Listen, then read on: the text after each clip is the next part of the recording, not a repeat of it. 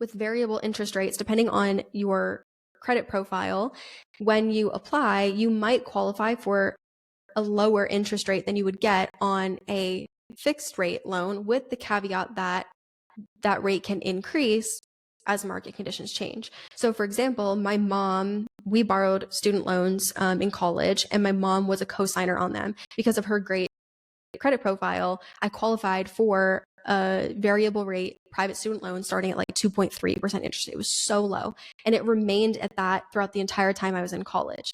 Had I borrowed that on a fixed loan, I probably would have been at maybe around a 5% interest rate.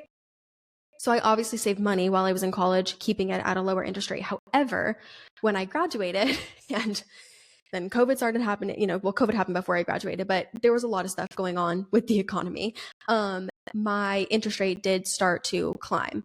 And I think at its peak, it was at right around 6.7 or 7.2, I believe, because I had two Sallie Mae loans. I think that's where they ended up. However, I was like on top of that. I knew they were variable. I was logging into my account every month. I was looking at the interest rate, but it can climb to much higher things. I've had friends where their variable rate loans have climbed from like 6% to 14%. So it's something to keep in mind.